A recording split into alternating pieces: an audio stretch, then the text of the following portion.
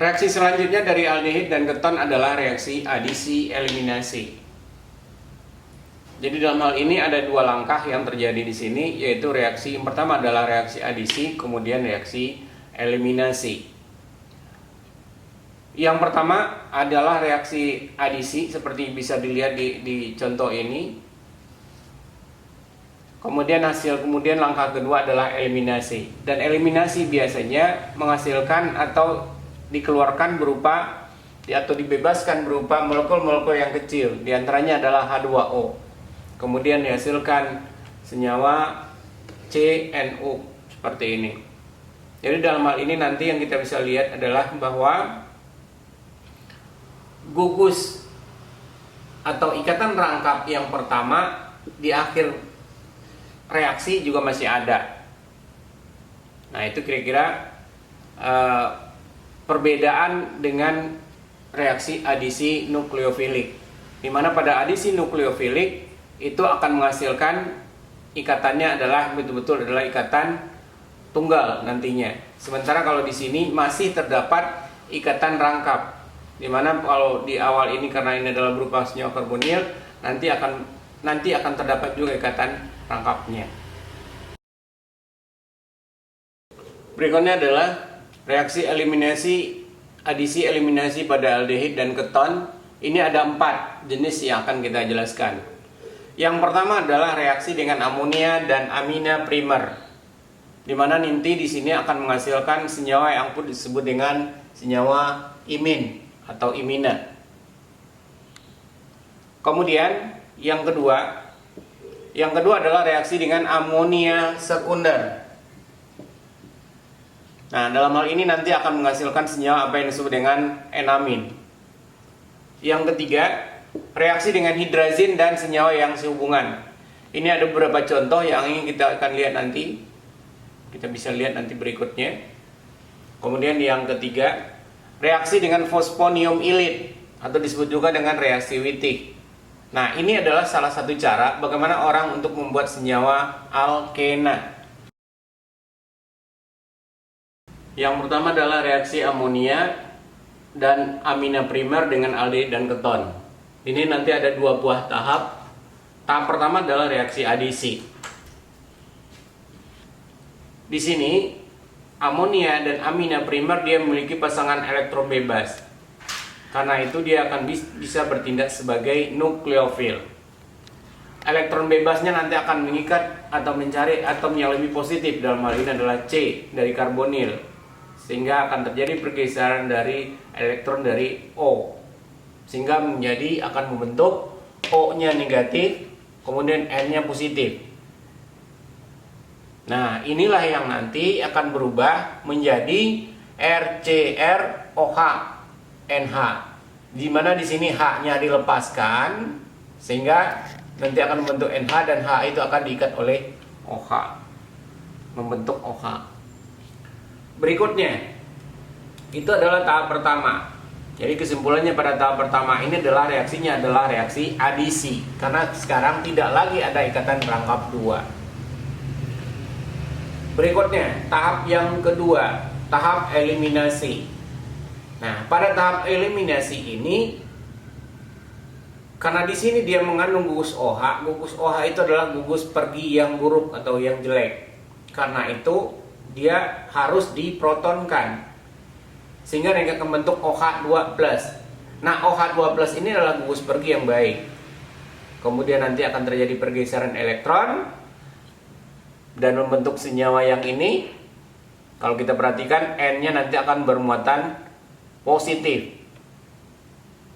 Nah, karena dia bermuatan positif, nanti H-nya nanti akan lepas sehingga dia akan membentuk RCN, ikatan rangkap, dan R. Dan kalau kita lihat hasilnya, ini kembali terbentuk ikatan rangkap 2, C dan N. Nah, inilah C dan N yang berikatan rangkap 2, inilah yang disebut dengan imina. Reaksi dengan amina sekunder. Tahap pertama adalah reaksi adisi, di mana yang diadisi ini adalah ikatan rangkap CO. Di sini elektron bebas dari N itu akan menyerang C, sehingga nanti akan terjadi pergeseran elektron ke arah O, sehingga dia akan membentuk O min. Nah, N-nya nanti kalau kita hitung, muatan formalnya nanti N-nya akan bermuatan positif. Nah, kemudian nanti akan terjadi pergeseran juga, H-nya itu akan diambil oleh O min yang negatif. Kemudian N-nya akan kembali netral, sehingga kalau kita lihat N-nya tidak lagi bermuatan dan elektron bebasnya kembali ada. Jadi di sini pada tahap pertama ini adalah tahap adisi, di mana awalnya ini adalah ikatan rangkap dua menjadi ikatan tunggal. Itu tahap pertama. Tahap kedua adalah tahap eliminasi. Nah, sama halnya ketika awal reaksi dengan amina primer dan NH3, ini masih analog reaksinya dengan yang ini. Kita lihat di sini OH ini harus diprotonkan dulu, sehingga dia akan membentuk OH2 atau H2O yang O-nya bermuatan positif, dan ini adalah gugus pergi yang baik. Kemudian karena OH2-nya atau H2O-nya di sini lepas, elektron ini akan berpindah ke C ini.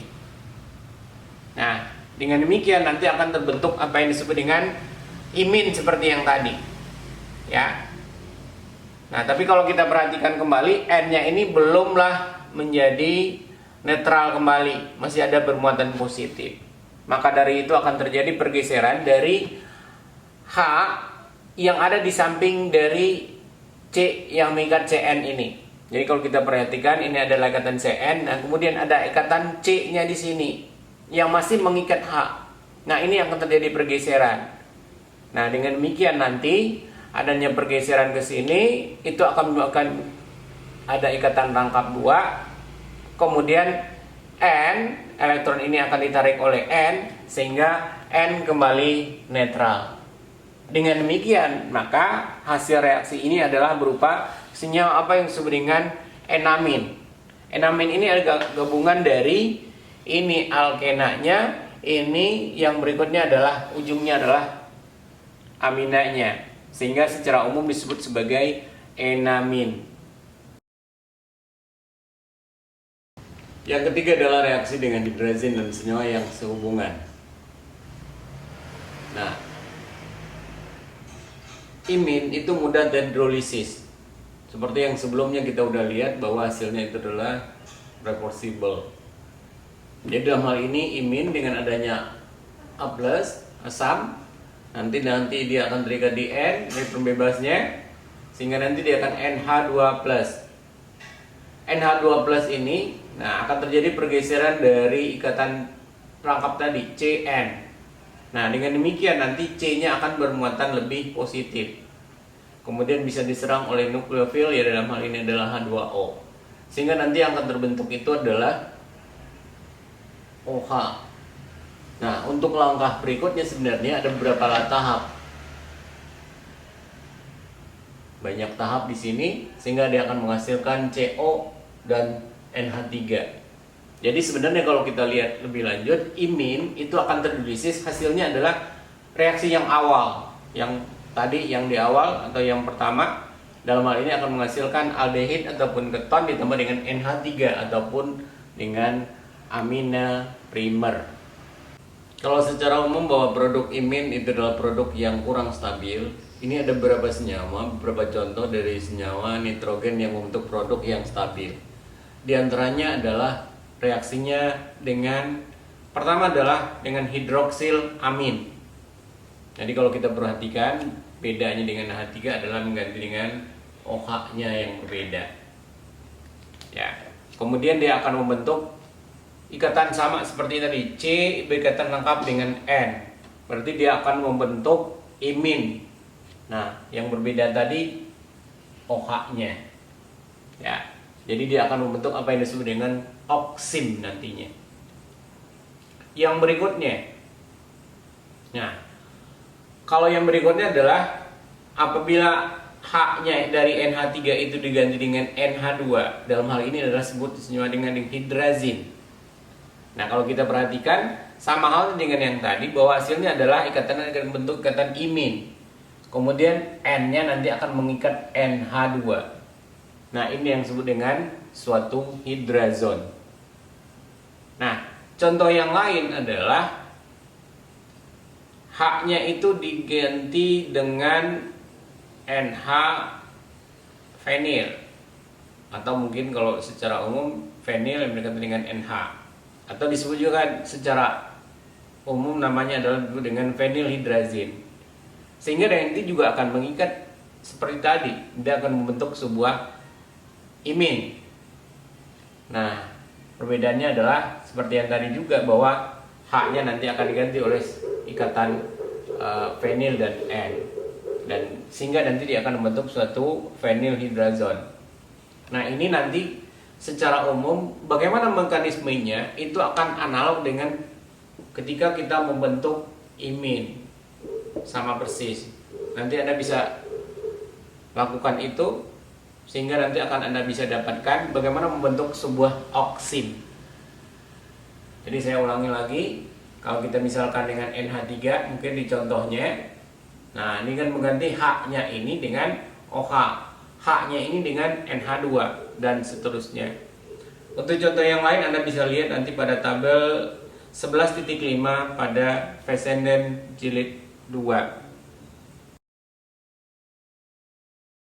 Berikutnya adalah reaksi dengan fosfonium ilit. Nah, ini disebut dengan reaksi Wittig.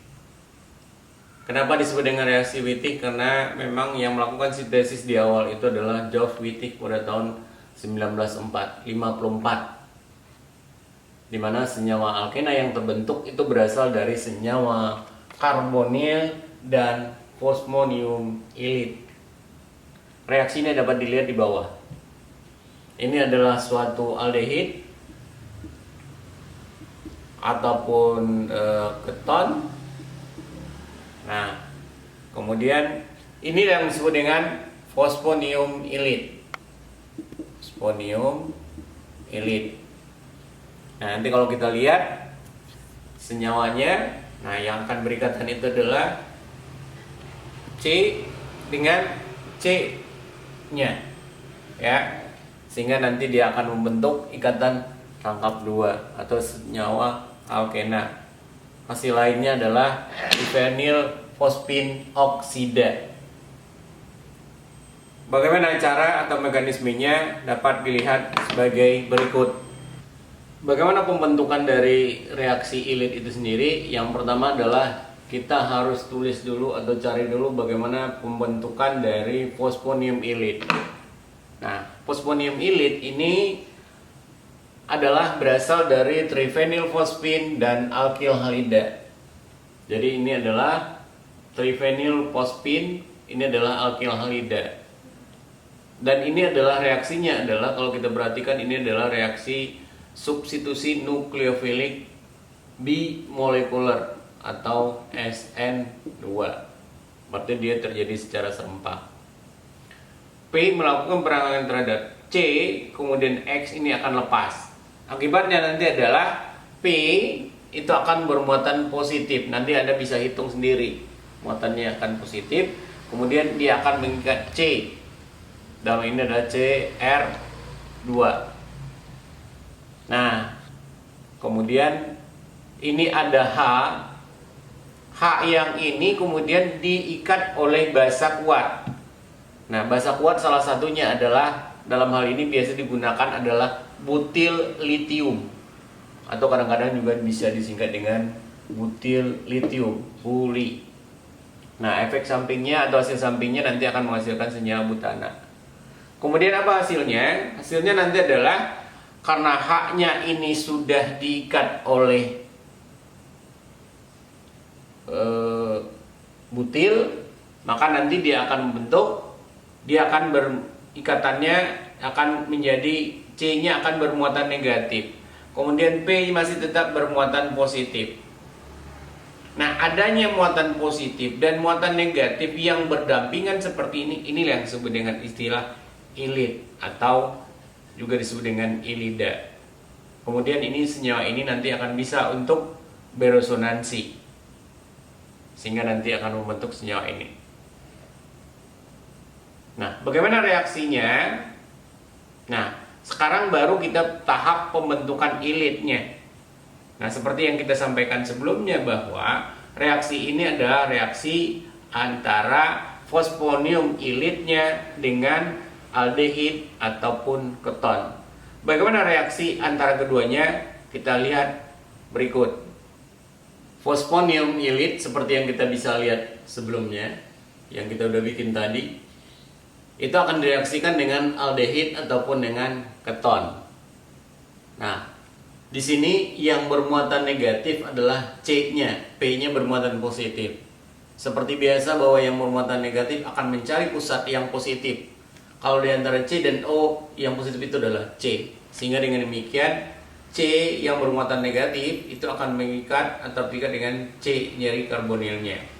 Ya, otomatis ini akan kelebihan elektronnya akan pindah ke O. Akibatnya nanti adalah kita lihat di sini C itu udah berkaitan dengan C lagi.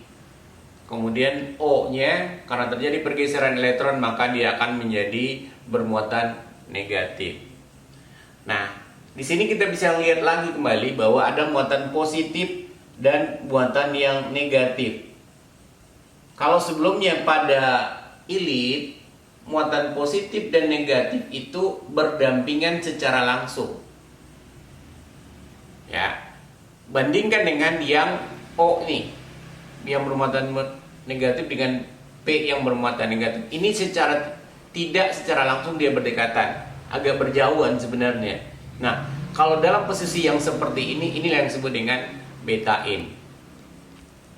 Nah, kemudian karena adanya muatan positif dan negatif, maka nanti yang terjadi adalah terjadi ikatan antara yang positif ini dengan yang negatif, ya. Sehingga nanti akan terbentuk itu adalah senyawa yang ini. Kemudian O akan berikatan dengan P. Nah, dengan demikian nantinya yang terjadi adalah elektron ini akan berpindah ke arah O, P. Di sisi yang lain elektron ini akan berpindah ke C. Sehingga dengan demikian kalau kita lihat dia akan membentuk ikatan rangkap 2. Ikatannya adalah membentuk alkena. Dan satu lagi yang senyawa yang hasilnya yang dibentuk adalah trifenyl fosfin oksida. Jadi kalau kita perhatikan dari awal, ya, bagaimana reaksi itu terjadi? Nih, CO-nya dan CR yang ini nanti akan terjadi bentuknya adalah membentuk ikatan alkena. Jadi kesimpulannya adalah bahwa dengan adanya fosfonium ilit ini atau reaksi Wittig ini, dia akan membentuk reaksi atau membentuk senyawa yang disebut dengan senyawa alkena.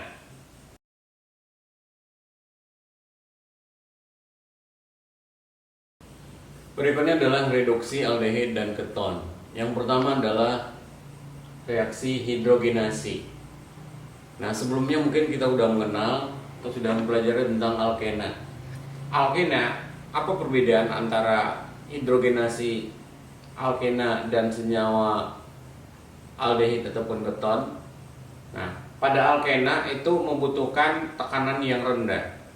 Temperatur yang digunakan adalah temperatur yang aman. Sementara kalau untuk aldehid ataupun senyawa keton, maka nanti dia pertama adalah membutuhkan katalis. Yang kedua adalah suhunya lebih tinggi dibandingkan dengan alkena. Dan yang ketiga adalah tekanan yang dibutuhkan jauh lebih besar. Dalam hal ini contohnya di sini adalah 65 atm. Jadi dengan demikian, maka aldehid ataupun keton itu jauh lebih sulit untuk dihidrogenasi dibandingkan dengan alkena. Sekarang kita lihat contohnya. Contoh di sini adalah sikloheksanon. Tereaksikan dengan hidrogen atau H2 menggunakan katalis Ni. Suhunya 50 derajat dan tekanannya adalah 65 atm. Nah, nanti kita akan dapatkan senyawanya adalah sikloheksanol. Ya, sikloheksanol. Nah, kalau kita perhatikan di sini dan kita lihat lebih lanjut, maka alkohol yang terbentuk ini adalah alkohol sekunder. Jadi, kalau senyawa yang kita reaksikan itu adalah berupa senyawa keton, maka yang terbentuk nanti adalah alkohol sekunder. Sementara kalau nanti yang kita reaksikan itu adalah berupa senyawa aldehid, itu apabila direduksi menggunakan H2, maka hasilnya adalah alkohol primer. Berikutnya adalah reduksi aldehid dan keton. Yang pertama adalah reaksi hidrogenasi. Nah, sebelumnya mungkin kita sudah mengenal atau sudah mempelajari tentang alkena. Alkena, apa perbedaan antara hidrogenasi alkena dan senyawa aldehid ataupun keton? Nah, pada alkena itu membutuhkan tekanan yang rendah. Temperatur yang digunakan adalah temperatur yang aman. Sementara kalau untuk aldehid ataupun senyawa keton, maka nanti dia pertama adalah membutuhkan katalis. Yang kedua adalah suhunya lebih tinggi dibandingkan dengan alkena. Dan yang ketiga adalah tekanan yang dibutuhkan jauh lebih besar. Dalam hal ini contohnya di sini adalah 65 atm. Jadi dengan demikian, maka aldehid ataupun keton itu jauh lebih sulit untuk dihidrogenasi dibandingkan dengan alkena. Sekarang kita lihat contohnya. Contoh di sini adalah sikloheksanol. Tereaksikan dengan hidrogen atau H2 menggunakan katalis Ni. Suhunya 50 derajat dan tekanannya adalah 65 atm. Nah, nanti kita akan dapatkan senyawanya adalah sikloheksanol. Ya, sikloheksanol. Nah, kalau kita perhatikan di sini dan kita lihat lebih lanjut, maka alkohol yang terbentuk ini adalah alkohol sekunder. Jadi, kalau senyawa yang kita reaksikan itu adalah berupa senyawa keton, maka yang terbentuk nanti adalah alkohol sekunder. Sementara kalau nanti yang kita reaksikan itu adalah berupa senyawa aldehid, itu apabila direduksi menggunakan H2, maka hasilnya adalah alkohol primer. Berikutnya adalah reduksi aldehid dan keton menggunakan hidrida logam. Dalam hal ini menggunakan LiAlH4 atau disingkat juga dengan LAH dan NaBH4, natrium boron hidrida. Apa perbedaan di antara keduanya?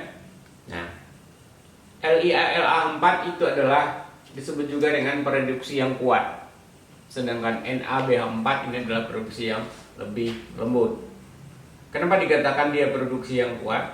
Karena nantinya LiAlH4 ini bisa produksi aldehid dan keton. Nah, di samping itu juga dia akan bisa produksi senyawa yang lain. Dalam hal ini contohnya adalah asam karboksilat. Bisa produksi ester juga, amina dan nitril. Kemudian, karena ini adalah produksi yang lebih reaktif, biasanya dia akan bereaksi dengan air. Karenanya biasanya reaksinya itu adalah dalam perlarut selain dari air. Nah, biasanya menggunakan ether yang tidak berair. Kemudian NaBH4. NaBH4 ini bisa mereduksi aldehid ataupun keton. Tapi perbedaannya adalah dia tidak reaktif terhadap air. Artinya adalah bahwa reaksi ini bisa kita lakukan dalam larut air. Di samping itu juga, kalau dia mudah untuk mereduksi aldehid dan keton, tetapi untuk mereduksi ester dia akan sangat sulit. Jadi kalau misalnya ada dua buah gugus terdapat dalam sebuah senyawa, ada aldehid dan keton, kemudian ada ester, berarti aldehid dan ketonnya nanti akan dioksidasi menjadi alkohol, sementara esternya itu tidak akan mengalami reaksi. Nah, contoh dari reaksi menggunakan natrium boron hidrida dan litium aluminium hidrida. Sini ada senyawa, gugusnya ada gugus CO, gugus karbonil, ya. aldehid dalam hal ini. Di sisi yang lain ada gugus ester. Menggunakan NaBH4 itu dalam reaksinya itu akan menghasilkan aldehidnya nanti akan direduksi menjadi alkohol. Sedangkan ester itu tidak akan direduksi, jadi dia tetap. Dan kalau kita perhatikan, ini juga akan menghasilkan alkoholnya adalah alkohol primer. Sama halnya dengan yang reduksi dengan hidrogen, karena senyawa yang direduksi itu adalah berupa senyawa aldehid. Yang kedua, menggunakan LiAlH4. Nah, LiAlH4 itu bisa mereduksi senyawa aldehid ataupun keton menjadi alkohol sekunder. Jadi kedua-duanya ini adalah alkohol sekunder.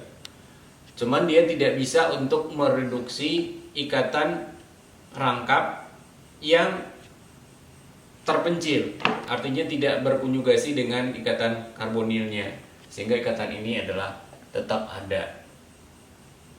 Nah, kemudian ada lagi beberapa senyawa yang sering juga digunakan untuk reduksi ini. Nah, salah satu diantaranya adalah disebut dengan diisobutil aluminium hidrida. Jadi di sini hidrogennya nanti dia ganti dengan diisobutil. Jadi ada isobutilnya. Nah, kereaktifannya itu akan mirip dengan LiAlH4. Hanya saja perbedaannya adalah dia bisa mereduksi ikatan rangkap yang terpencil seperti ini.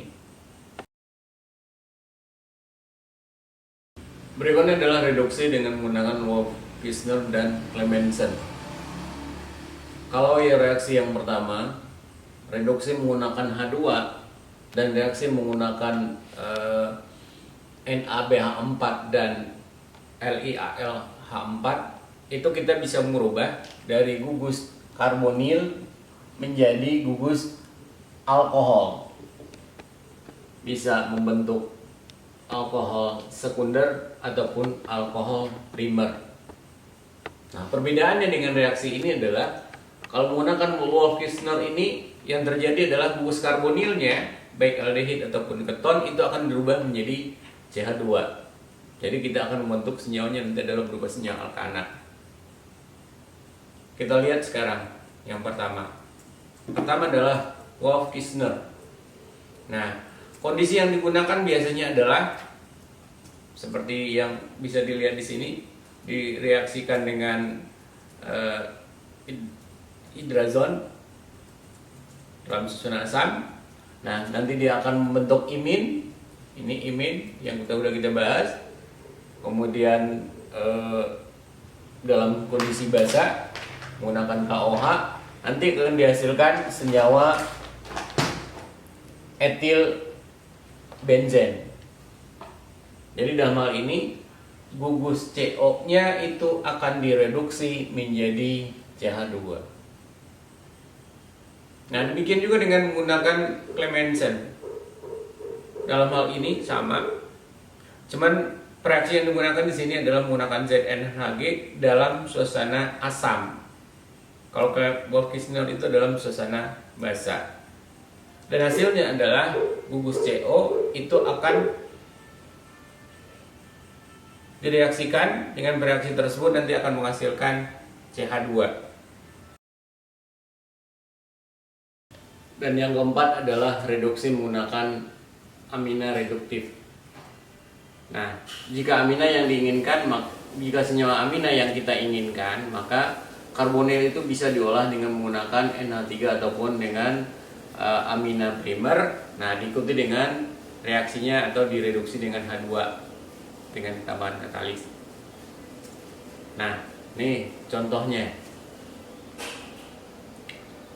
Kalau kita perhatikan di sini, ini kan gugus aldehid. Nah, direaksikan dengan NH3. Seperti yang sebelumnya kita jelaskan bahwa dia akan menghasilkan senyawa CN berikatan rangkap, imin. Nah, senyawa inilah nanti yang akan direaksikan dengan H2. Nah, menghasilkan senyawa yang ini. Jadi kalau kita perhatikan, ya, senyawa yang terbentuk itu adalah bagaimana membentuk sebuah senyawa amina itu bisa digunakan atau menggunakan senyawa karbonil yang direaksikan dengan amina ataupun amina primer atau NH3. Nah, contoh yang lain di sini kalau kita lihat ini adalah butanon. Nah, direaksikan dengan CH3NH2 seperti tadi, maka langkah pertama adalah membentuk iminnya. Kemudian imin ini dihidrogenasi, hanya masuk ke dua-duanya sehingga nanti akan membentuk senyawa ini. Ya. Jadi dengan demikian tujuan dari reaksi ini adalah untuk reaksi menggunakan, kalau seandainya yang kita inginkan itu adalah senyawa yang terbentuk itu adalah berupa senyawa amina, maka harus kita reaksikan senyawa karbonil itu dengan reaksi dengan NH3 ataupun dengan amina primer. Kemudian diikuti dengan reduksi menggunakan H2.